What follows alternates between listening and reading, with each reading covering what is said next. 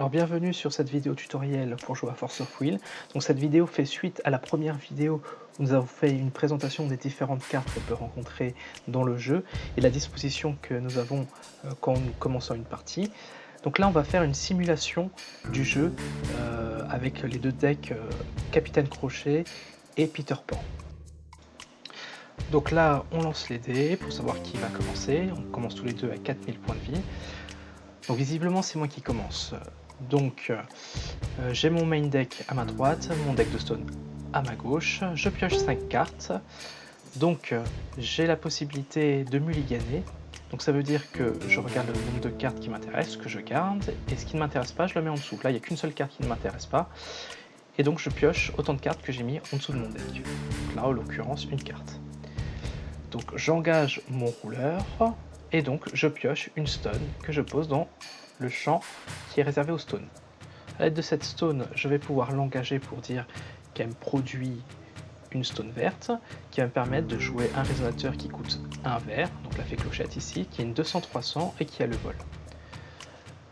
Donc maintenant c'est au tour de mon adversaire, qui pioche une carte aussi, engage son rouleur pour jouer une stone bleue, lui par contre. Ainsi il peut jouer un résonateur qui coûte 1, une 300-300 qui n'a pas de capacité particulière. À moi de jouer, je pioche une carte. Donc, une fois que j'ai pioché, je désengage. Je rengage mon rouleur pour pouvoir jouer une stone. J'engage mes deux stones. En engageant mes deux stones, je peux jouer un résonateur qui coûte 2, Tiger Lily ici, qui est une 400-600. Donc maintenant, phase d'attaque, j'attaque mon adversaire. Donc étant donné qu'il n'a pas de résonateur engagé, épuisé, eh bien je l'attaque lui directement et donc il se prend 200, il est à 3800. Donc là c'est au tour de mon adversaire, il pioche, ensuite il désengage, il engage son rouleur et là effectivement il peut poser une stone, il regarde un peu ce qu'il a, il engage deux stones et il joue un résonateur qui coûte 2, un bleu et un incolore, qui est une 300-500+. Donc la phase d'attaque, il choisit d'engager son résonateur 300-300 et il décide d'attaquer ma fée clochette. Donc moi ce que je décide de faire, eh bien, c'est de protéger ma fée clochette, donc en épuisant Tiger Lily qui est une 400-600, et donc là on compare les attaques avec les défenses pour voir qui gagne la bataille. Donc les 300 d'attaque infligent 300 à la défense de Tiger Lily qui est de 600, donc elle ne tuera pas mon Tiger Lily, mais les 400 de ma Tiger Lily tuent son résonateur. Donc maintenant il dit fin de tour, c'est-à-dire que c'est à moi, donc je pioche une carte, je désengage après avoir pioché tout ce que j'ai engagé avant, je réengage mon rouleur pour poser une stone. J'ai 3 stones, donc 2 possibilités pour moi. J'ai la possibilité de jouer un résonateur qui coûte 1 et un résonateur qui coûte 2, ou sinon je peux jouer carrément un résonateur qui coûte 3. Donc là visiblement je fais le choix de jouer un résonateur qui coûte 3. Donc phase d'attaque. Donc il a un résonateur qui peut bloquer encore. Je décide quand même d'attaquer avec ma fée clochette qui a le vol, et lui il n'a pas de créature avec le vol, donc il ne peut pas la bloquer. Donc il se prend forcément les 200, il a 3006. Ensuite j'attaque avec ma Tiger Lily qui n'a pas le vol. Là, ce qu'il peut faire, c'est qu'il bloque. Et effectivement, en bloquant, aucun des deux résonateurs ne meurt. Donc c'est son tour. Donc il pioche une stone, comme d'habitude. Il désengage tout. Il rengage son rouleur pour jouer une stone. Il engage 3 pour pouvoir jouer un résonateur qui coûte 3, une 700-500 sans capacité particulière. Donc là, il réfléchit à ce qu'il va faire. A priori, il ne m'attaque pas, donc il me laisse mon tour. Donc moi, je pioche une carte. Une fois que j'ai fini, je désengage tout. Je rengage pour pouvoir poser une stone. Visiblement, là, je joue une grosse créature qui coûte 4, 2 verts et 2 incolores. Et en plus, quand elle arrive en jeu, elle peut donner plus 800 jusqu'à la fin du tour à un résonateur. Visiblement, je choisis de donner plus 800 à ma fée. Alors pourquoi la fée clochette? Parce qu'elle a le vol, donc finalement elle ne sera pas bloquée. Et donc mon adversaire est un 2800 du coup. Ensuite j'ai encore 2 résonateurs qui peuvent attaquer, mais comme il a de quoi bloquer, je laisse le tour à mon adversaire. Donc il pioche, il engage un rouleur pour pouvoir jouer une stone. Et donc là, il engage 2 stones pour jouer une 600-400 avec rien de particulier. Donc là, c'est à mon tour. Donc je pioche une carte, je désengage tout. J'engage éventuellement mon rouleur, voilà, pour pouvoir poser une stone. Donc là, je vais jouer un addition field, donc un addition de terrain. Donc je donne +100 à tous mes résonateurs vent qui sont en jeu. Donc voilà. Donc cet addition field reste tout le temps sur le terrain, tant qu'il n'est pas détruit par l'adversaire ou par un sort quelconque. Donc là, ma 200-300 est en fait une 300-400. Donc mon adversaire se prend 300, donc il passe à 2005.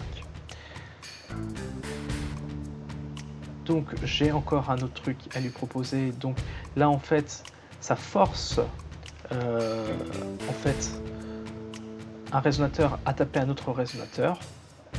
Donc là je choisis le gros 800-800 qui va taper la 700-500. Donc ça c'est un champ qui permet de faire cet effet. Ce n'est pas une phase d'attaque. En fait j'ai juste appliqué l'effet qui a été écrit dans la carte. Donc en quelque sorte les cartes changent un peu les règles. Ensuite, j'attaque avec ma 400-600 qui est en fait une 500-700, hein, je vous rappelle. Et je rattaque avec ma 500-700 qui est en fait une 600-800. Et à chaque fois, là, mon adversaire a décidé de bloquer. Mais sauf que là, il a une 900-900 à gérer. Alors, petite remarque qui n'a pas été faite tout à l'heure, c'est que je ne peux attaquer avec un résonateur seulement si il a été joué le tour d'avant. Je ne peux pas attaquer le tour où il a été posé, sauf s'il y a une indication dans la carte qui me dit que je peux le faire, notamment le Swiftness. Donc là, mon adversaire joue encore une grosse carte, hein. Là c'est une 1000 que je dois gérer en face. Donc là je vais poser une Regalia qui coûte 0, donc elle est sur le terrain, et elle me permet de donner plus de 100 à mon J-rouleur. Donc pour l'instant j'ai pas de J-rouleur, j'ai qu'un rouleur. Mais quand je vais retourner la carte, eh bien, je vais pouvoir utiliser éventuellement la Regalia pour donner plus de 100. Donc là, je me dis que c'est le moment de jouer mon jugement. Donc en retournant ma carte, tous mes résonateurs vont gagner plus de 100 et le vol. Donc là, la carte rouleur a été retournée. Et donc toutes mes cartes qui sont sur le terrain gagnent plus de 100. Et en plus le vol. Et là mon adversaire n'a pas de créature avec le vol en plus, je vous rappelle. Donc j'attaque avec ma 800-800 qui en plus gagne plus 100 avec l'addition field et plus de 100 avec mon rougier rouleur. Donc vous voyez que là j'attaque avec une 1100-1100. Mon adversaire est un peu désemparé. Et en plus, je rajoute un instant, un champ instantané, donc que je peux jouer à n'importe quel moment, aussi bien pendant mon tour que pendant le tour de l'adversaire. Et donc là, je donne encore plus de 100. Et donc là, je rattaque avec cette 400-600, mais je vous rappelle qu'elle a le vol, puisque mon J-rouleur a donné le vol à mon résonateur. Alors merci d'avoir regardé cette vidéo, j'espère que les débutants pourront bien commencer à jouer à ce jeu. Donc n'hésitez pas à vous rapprocher des boutiques qui ont des decks de démonstration. Donc j'en profite pour remercier les couleurs du jeu de Bourges qui nous ont prêté ces decks de démonstration pour faire la vidéo et qui nous ont permis de filmer dans les locaux. Je remercie aussi Blablacards qui a l'habitude de nous donner des conseils sur les règles du jeu, etc. Et je vous conseille fortement d'aller voir sur leur site si vous voulez vraiment vous mettre au jeu et acheter des cartes à l'unité si vous en avez besoin. Donc n'hésitez pas à aller voir notre site fauxcorporation.fr. Là, au moment où je fais la vidéo, le site est en cours de construction, mais courant septembre 2016, vous pourrez aller sur le site, vous allez trouver des articles, des visuels, des cartes en français, un forum surtout, où on va pouvoir communiquer sur les decks, si vous avez des questions, etc. sur les règles, il ne faut pas hésiter. Et aussi surtout une ligue pour pouvoir faire un classement national, donc une ligue Faux Corporation. En attendant l'arrivée d'une ligue officielle, on propose cette solution. Donc chaque boutique peut nous communiquer les résultats de chaque joueur et ainsi on peut avoir un classement de tous les joueurs. Donc merci à vous, n'hésitez pas à laisser des commentaires sur la vidéo, on essaiera de faire des vidéos de meilleure qualité. Heu, on reste quand même amateur, mais on aimerait bien quand même perfectionner tout ça, donc ça viendra en son temps. Voilà, je vous souhaite, bon jeu sur Faux Corporation.